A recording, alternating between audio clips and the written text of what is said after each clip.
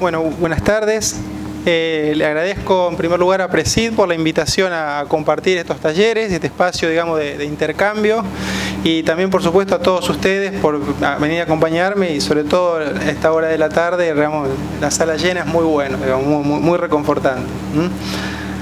Así que bueno, digamos, yo durante el taller voy a comentar los resultados de un grupo de ensayos de larga duración que en alguna medida lo hemos utilizado como información de base, digamos, para el desarrollo de estrategias de fertilización fosforada, que es en alguna medida, ¿no es cierto?, la conclusión final y en lo que vamos a finalizar la idea del taller. Sin lugar a duda que la información que nos brindan los ensayos de larga duración es muy relevante para nuestros sistemas, ¿no es cierto?, que cultivan en ambientes que son altamente deficitarios en fósforo. Si nosotros, por ejemplo, hacemos una mirada sobre lo cual es la disponibilidad mundial de este nutriente, que en alguna medida pasa también con otros elementos, podemos ver que en el mundo, digamos, mayoritariamente abundan las áreas sobrefertilizadas.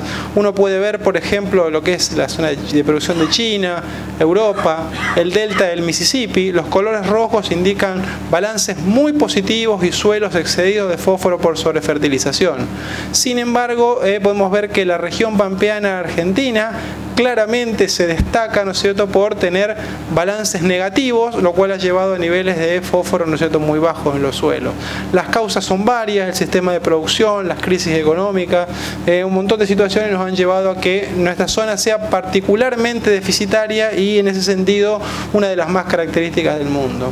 Si nosotros miramos, ¿no es cierto?, cómo son los balances de nutrientes a lo largo del tiempo, y mirándolo como porcentaje del fósforo y los distintos nutrientes que se devuelven mediante fertilización con respecto a lo que se extrae con los granos, vemos que si nosotros lo miramos, por ejemplo, para el caso de fósforo, que es el elemento, digamos, más relevante por el hecho de tener un efecto residual en el tiempo y por también, ¿no es cierto?, ser un elemento deficitario en nuestros suelos, vemos que, digamos, a lo largo del tiempo se ha ido incrementando el porcentaje de reposición hasta llegar allá por 2011, ¿no es cierto?, a un 70% de devolución de la extracción. Pero luego, digamos, la caída vertiginosa en la superficie de las gramíneas, los años húmedos que llevaron a que hubiera más rendimiento, pero la fertilización no movió demasiado, llegó, digamos, a niveles muy bajos, y el último año, un poco a partir del incremento en la superficie de gramíneas, que también va acompañado de una mayor fertilización, hizo que se devolviera, por ejemplo, para el caso del fósforo, un 40% de la extracción. Pero nuestros balances son claramente negativos, y eso causa efectos deficitarios sobre los rendimientos que son difícilmente cuantificables a partir de un ensayo de solamente un año, digamos. Entonces, nosotros siendo que trabajamos en la zona norte de Buenos Aires y sur de Santa Fe, que es la que tiene más historia y más nivel de extracción, los ensayos de larga duración realmente nos han brindado una información muy importante, ¿no es cierto?, para nuestro manejo. En la actualidad, digamos, nuestro grupo, digamos, está conduciendo 3 ensayos de larga duración. Este que les muestro aquí en la izquierda, digamos, va a ser el que más hincapié voy a hacer durante la charla, y es un ensayo, digamos, donde básicamente en una secuencia intensiva de cultivos, de 6 cultivos en 4 años, una rotación maíz, soja, trigo, soja, cebada, soja.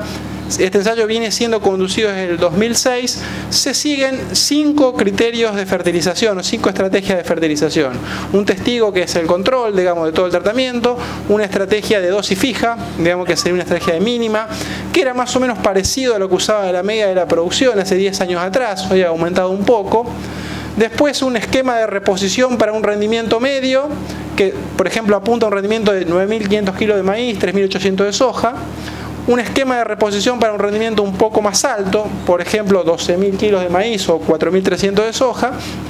Y por último, un tratamiento de reconstrucción donde se aplica un poco más de fósforo de lo que extraen los cultivos, con la intención de esos suelos que comenzaron con un nivel muy bajo, de 8 partes por millón, ir incrementándolo paulatinamente en el tiempo.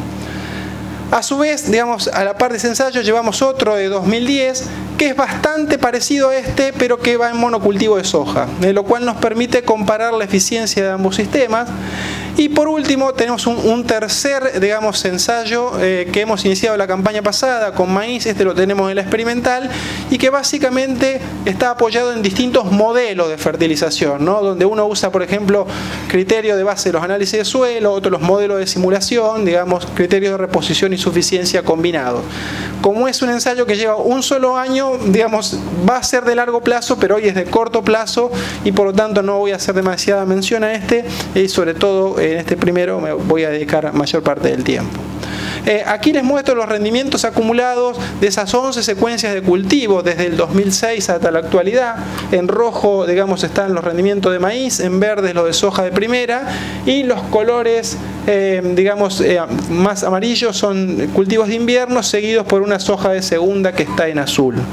Cuando miramos los rendimientos acumulados, ¿no es cierto?, luego de 11 campañas, aquí vemos la productividad total, y la diferencia, digamos, entre el mínimo y el máximo llega a un 73,5%, que, digamos, es una respuesta a fósforo, básicamente lo que nosotros venimos midiendo, respuesta a fósforo, casi imposible de registrar en una sola campaña. Evidentemente, los últimos cultivos vienen registrando los efectos, digamos, acumulados y la residualidad de la fertilización que se viene haciendo año tras año.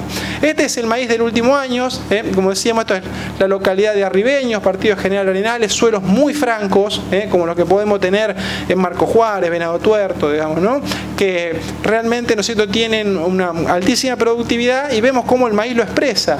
Muchas veces nosotros podemos ver este rendimiento acá, ¿no es cierto?, y decimos 11.000 kilos y podemos estar conformes, pero fíjense, ¿no es cierto?, todo el recorrido adicional que hay, y creemos que esa historia de fertilización en alguna medida en nuestros sistemas nos está generando una brecha importante de rendimiento, ¿no es cierto?, en la actualidad. Lo que vemos aquí, ¿no es cierto?, son la evolución de los niveles de fósforo. La fertilización desde el primer año y para todos los nutrientes se hace siempre en cobertura total. Lo hacemos porque queremos medir la evolución del nivel de fósforo en los suelos a lo largo del tiempo. Y eso es lo que hemos venido midiendo en estos tratamientos. El que tenemos, lo medimos siempre en el mes de julio para no tener un efecto estacional. Y fíjense que, por ejemplo, el testigo que no se fertiliza va bajando lentamente en sus niveles de fósforo, a razón de 0,4 ppm, ¿no es cierto?, por año. Esto baja lentamente porque tenemos un efecto buffer de pasaje de fósforo total, fósforo recalcitrante en fracciones estables hacia fracciones más disponibles, que en alguna medida nunca nos dejan a pie y nos permiten que sigamos teniendo rendimiento. Y tampoco la caída es tan pronunciada. De 8 partes bajamos a 5 partes por millón. Los tratamientos de reposición, fíjense que terminan siendo ligeramente de reconstrucción. Eso es una cosa que pasa en los diferentes ensayos de larga duración que se han publicado en el mundo. Cuando uno devuelve lo que saca con el cultivo, siempre tiene una pequeña acumulación a lo largo del tiempo, que también es atribuible a cierto intercambio entre fracciones. Por último, el tratamiento que nosotros llamamos de reconstrucción, que aplicábamos una dosis como para aumentar 1 parte por millón por año, termina, digamos, aumentando en casi 2,5 partes por millón por año. Y eso sucede, ¿no es cierto?, también por un efecto de intercambio químico. Una vez que con el agregado de fósforo saturamos el calcio, el magnesio, los cationes que más retienen el fósforo, bueno, la siguiente cantidad de fósforo está más libre, más disponible, y entonces el fósforo Bray, ¿no es cierto?, que es una medida del fósforo inmediatamente disponible para el cultivo, digamos, aumenta, ¿no es cierto?, con mayor facilidad, digamos, Entonces, cae lentamente, aumenta rápidamente, y claro, hoy en estos tratamientos tenemos más de 30 partes por millón, entonces cada nuevo cultivo encuentra un ambiente muy mejorado, ¿no es cierto?, y entonces tiene condiciones para rendir mucho más. Además, hay una historia de mayor rendimiento que nos va generando mejores condiciones físicas y biológicas, porque hay más raíces, más residuos, más cobertura, tiende a generar, ¿no es cierto?, un círculo positivo. Si nosotros establecemos la relación para cada tratamiento y en cada año entre el balance positivo en los tratamientos que aplicamos más fósforo de lo que se lleva al cultivo, o el balance negativo, ¿no es cierto?, que en los tratamientos donde estamos retirando fósforo, y eso lo relacionamos con la disponibilidad final de fósforo que encontramos luego de cada campaña, nos da un dato muy interesante, porque la inversa de esa pendiente nos indica la cantidad de unidades de fósforo que tenemos que agregar para aumentar 1 parte por millón, y del lado negativo lo que baja el fósforo, digamos, ¿no es cierto?, cuando sacamos una determinada cantidad. Y vemos que las pendientes son distintas también, ¿no es cierto? Un poco que es un reflejo de lo que veíamos en la curva anterior. Cuando tenemos un balance negativo, digamos, por cada 5,7 kilos de fósforo de desbalance, podemos llegar a un equivalente fertilizante de 23 kilos de superfosfato triple. De balance negativo, como decíamos, el suelo baja en 1 parte por millón. Hay un recambio de fracciones que hace que no baje tan rápidamente. Por el contrario, del lado positivo, ¿no es cierto?, por cada 4 kilos de fósforo o 16 kilos de superfosfato triple, por arriba de la extracción, la disponibilidad, ¿no es cierto?, aumenta en 1 parte por millón. El hecho de medir fósforo en grano todos los años nos ha permitido establecer, digamos, de un modo bastante consolidado, cuáles son los requerimientos y los niveles de extracción de los cultivos. Yo voy a mostrar para el caso de soja, y la soja, por ejemplo, por cada tonelada de grano cosechado se lleva 45 kilos de nitrógeno, 4 kilos de fósforo y 1,6 kilos de azufre. Esto es un dato muy interesante para hacer un nivel de reposición real, porque si nosotros lo comparamos con las tablas, fíjense que yo lo tengo citado acá, las tablas nos indican que, por ejemplo, cada tonelada de soja extrae 6 kilos de fósforo, digamos, ¿no? Pero nosotros en la realidad hemos medido 4. Esto no es un valor artero ni caprichoso, sino que simplemente las tablas se construyen a partir de ensayos que son muy fertilizados. Entonces la planta, el cultivo, tiene consumo de lujo, ¿no es cierto? Y puede tener una sobreconcentración respecto de lo que es la realidad. Y esto, cuando nosotros estamos interesados en precisamente seguir un esquema de reposición, es muy interesante que lo podamos medir a campo, ¿no es cierto? Porque nosotros vamos a saber cuál es la extracción real que estamos teniendo en el cultivo. Es más, cuando uno empieza a hacer un esquema de reposición, a veces es más interesante medir fósforo en el grano que medirlo en el suelo, porque vamos a saber, multiplicando por el rendimiento, realmente cuánto estamos sacando, y la evolución, digamos, de fósforo en el suelo podemos ir midiéndola a cada tantos años. Les muestro, ¿no es cierto?, el dato de maíz: 2,8 kilos de fósforo por tonelada de grano cosechado. Los valores de tabla nos indican 3, pero se los muestro por lo siguiente, ¿no es cierto? Acá tenemos la división que es sacada de otros ensayos, pero me pareció interesante mostrarlo, entre la concentración media de fósforo que hemos observado en grano de maíz temprano y de maíz tardío. Y encontramos una fuerte diferencia. En maíz temprano, 2,1 kilos de grano por tonelada de extracción, y en maíz tardío 2,8, ¿no es cierto? Nosotros tenemos la tendencia a decir: el maíz tardío lo fertilizo menos porque más temperatura, no necesito tanto el efecto arrancador, el fósforo es más móvil con la temperatura. Pero fíjense que es más esto nos dice dos cosas, esa mayor concentración. Por un lado, el maíz tardío a igual rendimiento es más extractivo, pues si tengo más concentración en el grano, estoy sacando más. Y por otro lado, nos marca el nivel de limitación de fósforo con el que cultivamos nuestros sistemas, al menos en los del norte o noroeste de Buenos Aires. Si me aumento un 20% de la concentración de fósforo en grano en promedio, significa que al temprano claramente le está faltando fósforo, digamos, ¿no? Y la planta se estira a que de un requerimiento medio de, por ejemplo, 3 kilos de fósforo, que son los niveles de tabla, con 2 kilos, 2,1 kilos ya se las arregla, digamos, para crecer razonablemente bien, Entonces, estamos en ambiente limitado de fósforo y, digamos, entonces con el maíz tardío es muy estable, pero guarda que no lo hagamos más extractivo incluso que una misma soja, ¿no es cierto? Nosotros también, digamos, con los datos de extracción de fósforo en grano y de recuperación del fósforo del fertilizante, podemos responder otra pregunta habitual, que es el fósforo que aplicamos el primer año, ¿cuánto llega a absorber el cultivo? ¿No es cierto? Y ese valor medio de las 11 campañas es un 35%, exactamente 35,1%. Se ha visto incrementado en los últimos años, merced a que han sido años húmedos respecto de los años secos. Si miramos por acá 2007, 2008, es decir, la eficiencia de recuperación cambia con el agua, cambia con la disponibilidad hídrica. Es diferente entre cultivos. Las gramíneas en promedio recuperaron un 40% de lo que le aplicamos, mientras que la soja lo hizo solamente con un 30%. Y por último, si bien hay una variabilidad climática que le mencionaba, vemos que a lo largo del tiempo hay un aumento en la eficiencia de recuperación. Esto es en sí una buena noticia, porque nos dice que si el manejo de fósforo es más o menos racional, cada vez el suelo será un poco menos fijador y nosotros seremos más eficientes en recuperar el fósforo que le vamos agregando, ¿no? Voy a hacer una comparación con el segundo ensayo, con aquel que decíamos que era bajo monocultivo de soja, para comparar las eficiencias de ambos sistemas. Bajo monocultivo de soja, el porcentaje de recuperación que hemos observado es de un 14%. Este es un dato muy alarmante realmente, porque de cada 100 kilos de fertilizante que le ponemos a la soja, si la hacemos en monocultivo, solamente 14 terminan dentro de la planta.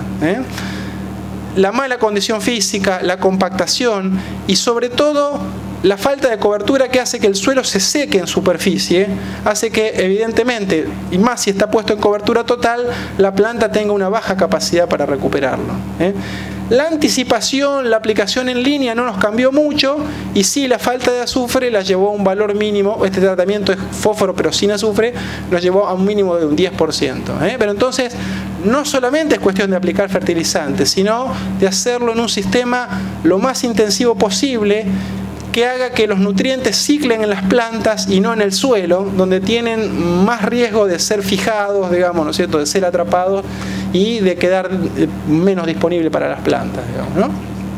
Esto, por supuesto que tenemos que hacerle un análisis económico a la fertilización, y acá tenemos medido cómo diferencia respecto del testigo que no se fertiliza.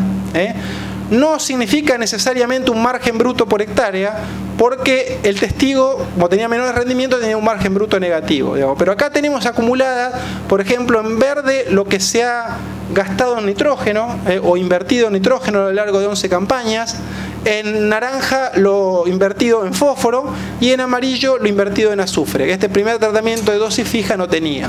Y en la parte blanca, digamos, o gris, tenemos la diferencia de margen bruto respecto del testigo que no se fertilizó nunca en las 11 campañas. Si uno lo mira globalmente, ¿qué podemos decir? De que evidentemente el efecto acumulativo de la residualidad juega, y de que por lo menos sería interesante que me planteara en el largo plazo, aunque sea un esquema de reposición conservador. ¿Qué es esta tercera estrategia? Y que ya está muy cerca, ¿no es cierto?, de maximizar el margen bruto, ¿no? Y que tiene una gran diferencia respecto de una estrategia intuitiva o de dosis fija que yo pudiera realizar, por ejemplo, en esta campaña. Cuando este análisis económico lo hacemos en el tercer ensayo, en ese que les mencionaba que comenzó recién esta última campaña, la experimental, este tercer tratamiento era el más rentable de todos, digamos, ¿no? Cuando yo lo mido, digamos, a lo largo de 11 años, la acumulación de fertilidad que lleva mayores rendimientos hace que esto todavía tenga un margen bruto adicional. Pero por lo menos decimos que deberíamos estar por acá, por sistemas muy cercanos a la reposición, que van a ser los que nos van a maximizar el margen bruto, ¿no es cierto?, en el largo plazo. ¿Cómo nosotros entonces podemos tender un puente, ¿no es cierto?, entre estas estrategias de reposición que muchas veces, pensadas intuitivamente, nos llevan a creer que vamos a tener que aplicar dosis excesivamente elevadas de fertilizantes, y un concepto de hacerlo como lo más económicamente rentable? Yo creo que el puente, digamos, entre una estrategia de largo plazo de reposición y, digamos, la rentabilidad a corto plazo es el manejo por ambiente.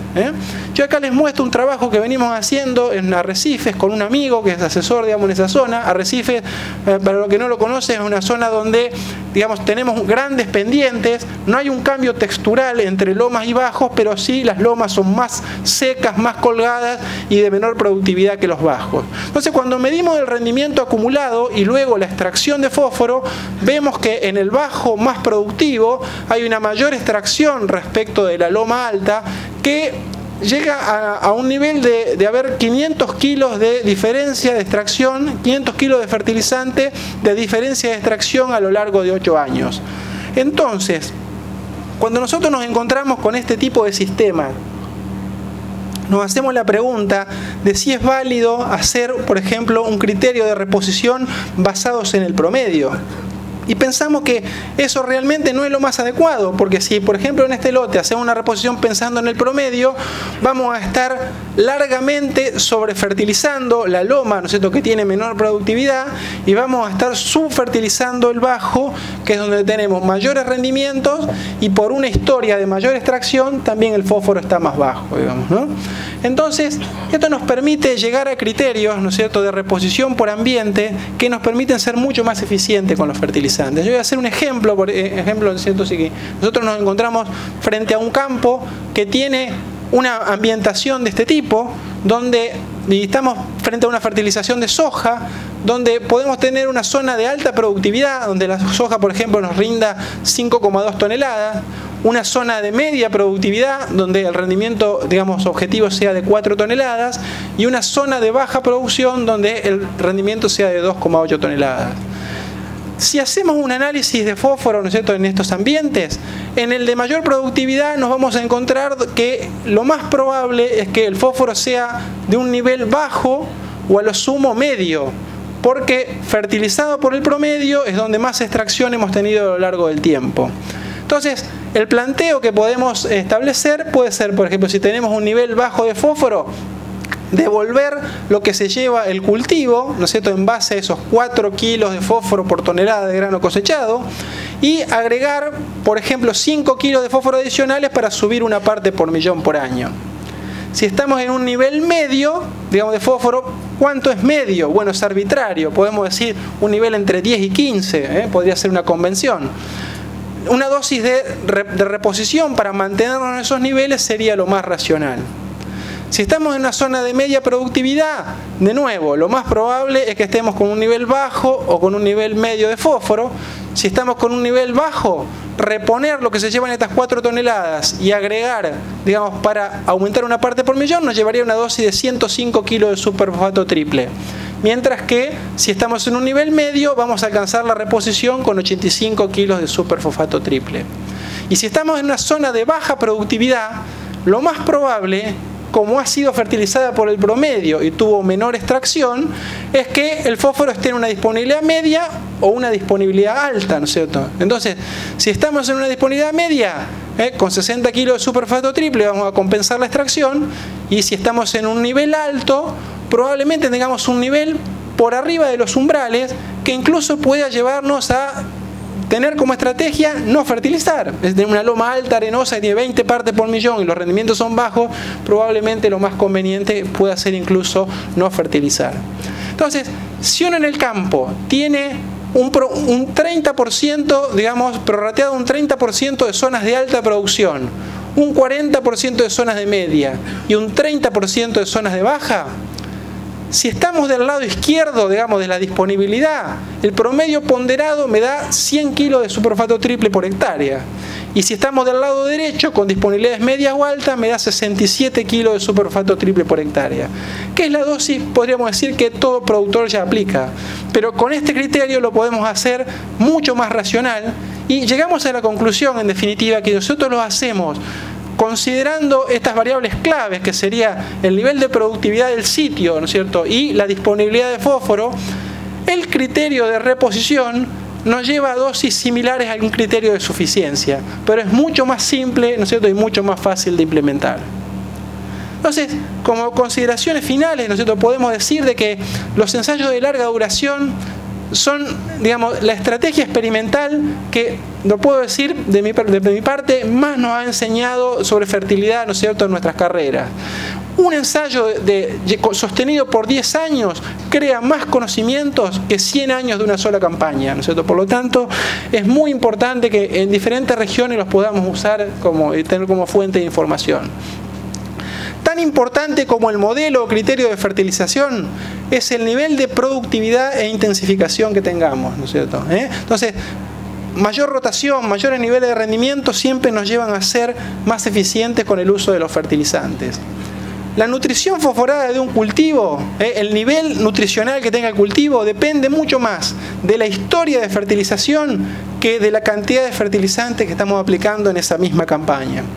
Y por último, podemos decir de que en fósforo un criterio de reposición por ambientes no implica necesariamente incremento de dosis y es lo más ajustado, simple y de mayor rentabilidad tanto en el corto como en el mediano plazo. Así que bueno, muchas gracias por su atención y abrimos el debate de las preguntas que quieran hacer.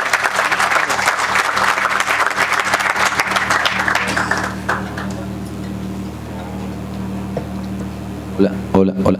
Muchas gracias, Gustavo. Está abierto a las preguntas. Aprovechenlo a Gustavo, sabe mucho. Sáquense las dudas. Primera pregunta. ¿Qué tal, Gustavo? Pregunta doble.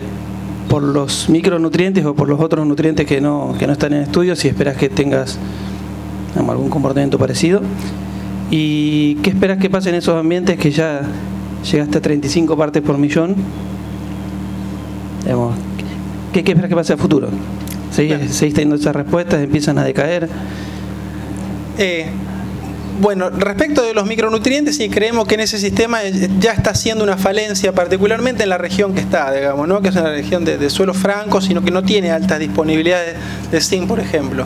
Por ese otro ensayo de modelos que empezamos en la experimental, ya incorporamos la variable micronutrientes. A lo mejor 10 años atrás no era una pregunta tan fuerte como lo es ahora. Bueno, habrá que analizar si a lo mejor el tratamiento de reconstrucción hay que cambiarlo, digamos, y agregarle, por ejemplo, micronutrientes, ¿no? Y respecto del tratamiento que más subió los niveles de fósforo, nosotros vemos que sigue subiendo, digamos, por la fertilización positiva. La bibliografía dice que cuando llegás a un nivel relativamente alto, empezás a tener también intercambio entre fracciones y ya, digamos, hay que agregar más cantidad de fósforo para mantenerse en ese nivel alto. Pero nosotros no lo estamos viendo. Nosotros vemos que sigue aumentando. Y respecto de los rendimientos, creemos que no solamente es un efecto respuesta a fósforo, sino que es un efecto de mayor productividad. O sea, si vos tuviste un maíz de 16.000 kilos, los residuos, las raíces que te deja, generan un círculo positivo, ¿no? Creemos que por eso estamos viendo siempre mayores rendimientos. Después de un periodo de tantos años donde ya reconstruiste, si hay un momento donde puede bajar la parte. No, sin duda. O sea, yo creo que un nivel de objetivo, digamos, de los criterios de reposición o de reconstrucción, es llegar a un nivel donde crezcan relativamente cómodo todos los cultivos, ¿no es cierto? Para la región pampeana, niveles de 18 o 20 partes por millón son niveles que están por arriba de los umbrales. Yo no dependería del fósforo del fertilizante, sino que ya lo tendría en el suelo, ¿no? Y ahí me podría dedicar a mantener, digamos, ¿no es cierto?, en los años de buenas relaciones de precio, o estar un poquito por debajo de la reposición en años con relaciones de precio desfavorables. Gustavo, acá. Sí. Te hago una consulta de tu experiencia con un productor que ya está fertilizando, que tiene la fertilización en la cabeza. La conversación de qué tipo de fuente de fósforo usar. ¿Te parece interesante esa conversación o no la ves como útil? Yo creo, digamos, respecto de las fuentes, todas contribuyen con un objetivo de nutrir el cultivo, ¿no es cierto? Y en el largo plazo, lo más determinante que vemos es el balance, ¿no es cierto? Cuando se enriquece el suelo, empezamos a funcionar mejor y la planta se ve que crece con una situación de suficiencia que es difícil tenerla cuando tenemos un suelo muy baja disponibilidad y le agregamos una dosis alta. O sea, funciona mejor con fósforo alto en el suelo y una dosis baja que agregar. Por eso creo que la estrategia de manejo de fósforo y un poco lo que tratamos de reflejar en el cuadro no es de poner dosis heroicas, digamos, ¿no es cierto?, sino de ser sostenido en el tiempo, aplicar un poquito en todos los cultivos. Creemos en esa estrategia. Y lo que es muy bueno, ¿no es cierto?, creemos un dato muy importante, de los más importantes que hemos sacado, es que los requerimientos reales a campo no son tan altos. Entonces vale la pena medirlos y seguramente no estamos tan lejos de los niveles de reposición, digamos, ¿no?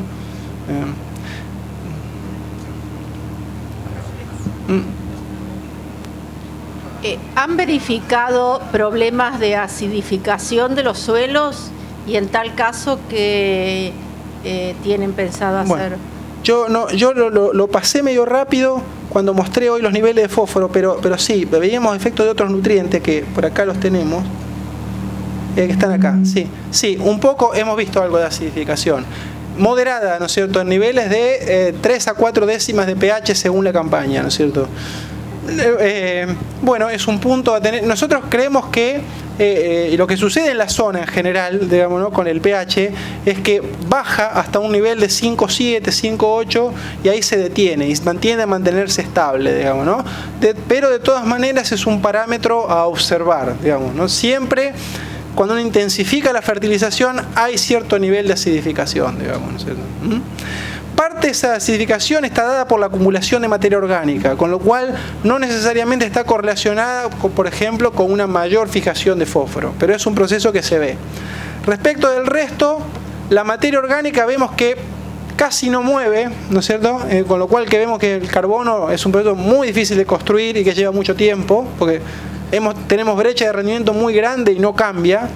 Y lo que sí vemos es que también aumenta un poco más la eficiencia de uso de nitrógeno, a pesar de que es básicamente un ensayo de fósforo. Por ejemplo, el nivel de proteína en los granos en el último trigo que hicimos era un punto superior en el mejor tratamiento respecto del testigo. En todo caso, lo que podemos decir es que una fuerte limitación de fósforo condiciona la absorción eficiente del nitrógeno, ¿no? Sí, Gustavo. Con respecto a los fertilizantes microgranulados que vienen ahora con recubrimiento de ácidos húmicos y fúlvicos, ¿cuánto crees que vos te podrían alterar algún valor de esa eficiencia de conversión para el cultivo o permanecerían en los mismos valores? Claro. Por supuesto que ese término de eficiencia de la fuente, ¿no es cierto?, se me vuelve relevante cuando yo necesito tener una disponibilidad inmediata, ¿no? Porque estoy en unos niveles bajos y el cultivo puede sufrir una deficiencia. La diferencia de eficiencia con relación a una fuente tradicional está muy determinada por las condiciones de fijación que yo tenga en el sistema, ¿no es cierto? En Argentina se han hecho algunos trabajos de laboratorio más específicos, por ejemplo se ve que en suelo con carbonatos de Entre Ríos, por ejemplo, la diferencia es fuerte, ¿no? Y fue un poco lo que dio origen a esos fuentes especiales. Los trabajos, por ejemplo, de Australia, en suelos con alto contenido de calcio, mostraban cambios sustanciales, digamos, ¿no?, entre fuentes de mayor eficiencia y fuentes tradicionales. En suelos templados esa diferencia tiende a reducirse. Por ejemplo, hay algunos trabajos hechos por César Quintero de en Entre Ríos que hablan de valores de, por ejemplo, alrededor de un 20% mayor eficiencia. Pero claramente, digamos, la limitada eficiencia de absorción del fósforo es un fenómeno dado por características propias de los iones, ¿no? Del ion fosfato, que es un anión con triple valencia negativa y que tiende, por lo tanto, a reaccionar con el calcio, con el magnesio. Nunca vamos a llegar a tener una absorción de fósforo de un 100% de lo aplicado, por decir, porque ni el nitrógeno la tiene, digamos, ¿no? Yo podría, en un caso hipotético, mejorar de ese 35% medio a valores de un 50%, por decir una cosa.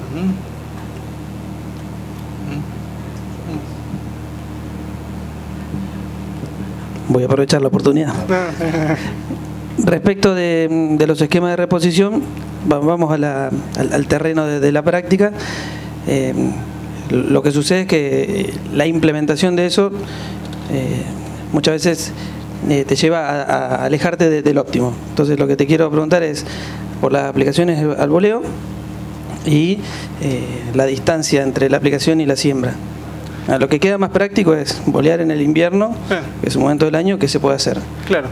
Sí, yo creo que, digamos, ¿no es cierto?, lo que nosotros hacemos mucho hincapié, ¿no es cierto?, probablemente yo, digamos, eso como que mostraba sobre un mapa, digamos, de rendimiento y hacer una reposición exacta, es a lo mejor lo ideal, digamos, pero lo que nosotros un poco le decimos a los productores, y sobre todo nosotros en nuestra zona donde los lotes tienen 20 hectáreas, son muy pequeños, ¿no es cierto?, decir, bueno, por lo menos, no tenés que tener una máquina de aplicación variable, por lo menos hacerlo por ambiente, o por lote, ¿no es cierto? Y los de mayor productividad, que tienen más bajo nivel de fósforo, fertilizaron más que el resto, digamos, ¿no?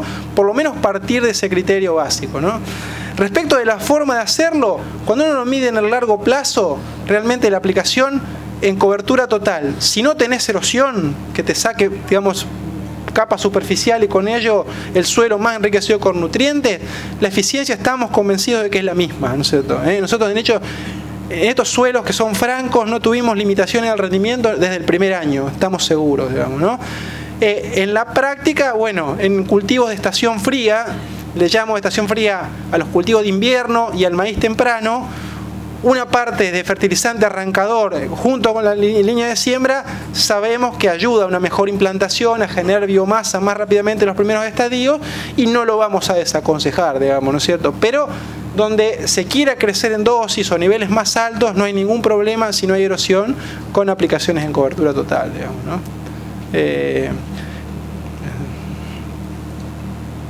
¿Algún corajudo? ¿Saben todo de fósforo? Es una cosa de loco. Es una cosa de loco.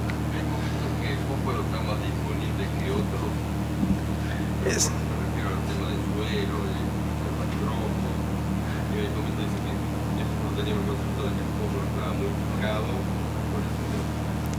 Sí. Pero hay momentos, Sí, nosotros de hecho vemos que, por ejemplo, la condición hídrica tiene una importancia muy grande, ¿no es cierto? Y sobre todo cuando pensamos en aplicaciones en cobertura total. Es obvio que, digamos, por más que pensemos ese concepto de que en siembra directa, digamos, es una banda horizontal, la aplicación en superficie, ninguna planta va a absorber un nutriente sobre suelo seco. Si no pasa un nutriente a la solución del suelo, entonces la cobertura, por ejemplo, ¿no es cierto?, que tener un esquema que físicamente esté en buenas condiciones es sustancial para que la raíz pueda llegar hasta la superficie. Y respecto de lo que es, digamos, la absorción de fósforo, tanto el crecimiento de raíces como el fenómeno de difusión se hacen más intensos con temperaturas altas y con alta disponibilidad hídrica, ¿no? De hecho que entonces los cultivos de verano, ¿no es cierto?, lo tienen más accesible, digamos, ¿no? Y aumenta la disponibilidad, de hecho, ¿no? En valores de aproximadamente 2 partes por millón respecto de lo que es el invierno.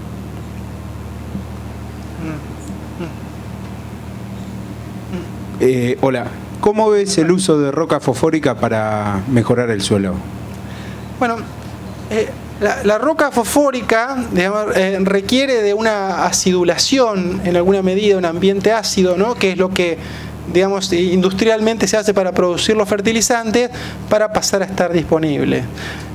Por eso, digamos, es una fuente muy exitosa y la más utilizada en suelos ácidos como los de Brasil, por ejemplo, donde no hay ningún problema.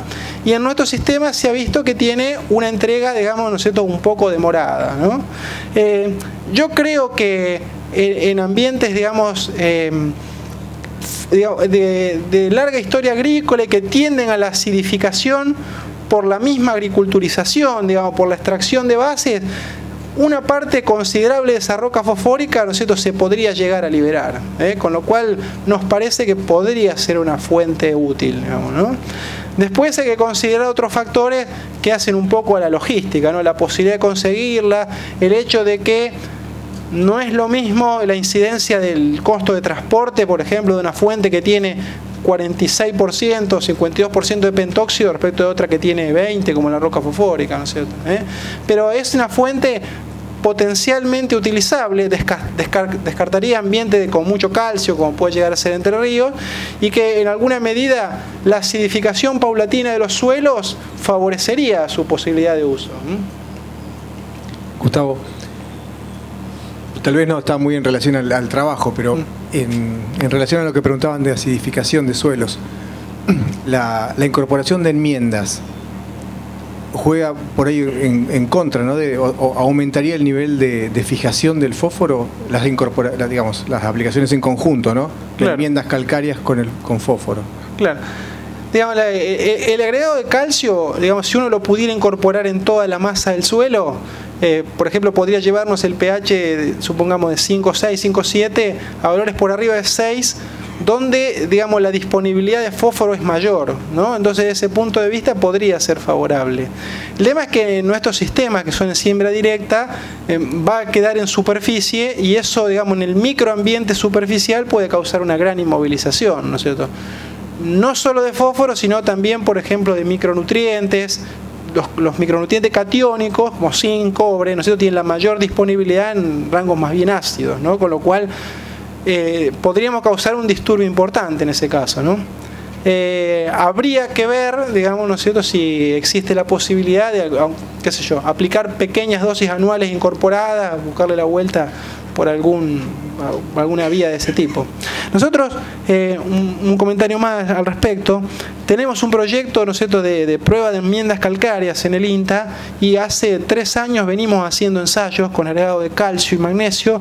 No hemos tenido grandes respuestas, digamos, ¿no? Con lo cual se ve que por más que baje un poco el pH y teóricamente tengamos más entrampado el fósforo, todavía, ¿no es cierto?, no sería fácil justificar, digamos, la necesidad de agregado de calcio y magnesio, ¿no?, en rotaciones agrícolas continuas. Ya estamos medio en horario. Si queda una última pregunta, ¿alguno que tenga alguna duda?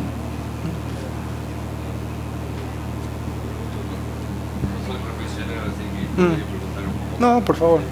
Adelante, por favor. Un poco A mí me preocupa el desequilibrio entre los distintos elementos en el suelo. Si esos distintos elementos en el suelo no están en la composición, se me ocurre un poco lógica para las plantas, no puede generar algún efecto de bajo rendimiento en esas plantas si no están bien equilibrados ese conjunto de nutrientes. Me lo llevo un poco más al lado animal, cuando nosotros sabemos que tenemos que tener un poco más equilibrados los nutrientes en sangre, ¿no? Realmente es así, y eso se ve, digamos, ¿no es cierto?, cuando uno mira trabajos o los esquemas de fertilización de otras regiones del mundo más empobrecidas, como Brasil, nuestro clásico ejemplo que siempre montamos, ¿no es cierto?, o el sudeste asiático, ¿no? Realmente hay un pool de nutrientes que prácticamente tienden a, en una especie de fertilización de invernáculo, a suministrarle de una manera balanceada todo lo que requieren los cultivos. Nosotros en la región pampeana argentina hemos tenido una zona suelos que son los más fértiles del mundo y que ha sido siempre un buffer, donde lo que no agregaste por fertilizante te lo provee el cultivo. De hecho, debe ser una de las pocas regiones que no utiliza fertilización con potasio, dándole una gran competitividad, digamos, a nuestro sistema, porque el potasio es un nutriente caro y que se aplica en altas dosis. Nuestros grandes competidores, Estados Unidos y Brasil, masivamente, ¿no es cierto?, fertilizan con potasio, y nosotros todavía nuestros suelos nos siguen ayudando. O sea, en el largo plazo, evidentemente, vamos hacia una estrategia donde se agreguen todos los nutrientes, ¿no? Mientras tanto, bueno, vamos haciendo foco en los más relevantes, y nos parece que desde el punto de vista estratégico, digamos, por ser una fuente que en altas concentraciones no está en nuestro país, y porque es una problemática que no se arregla de un momento para el otro, digamos, ¿no es cierto?, el fósforo nos parece que justifica estudios, digamos, de una mirada un poco más de largo plazo respecto de la que hacemos, por ejemplo, con nitrógeno o con azufre. Claro, que es otro que fue empezando a aparecer deficiente. Bárbaro, muchísimas gracias, Gustavo. Gracias por las preguntas y gracias a todos por venir.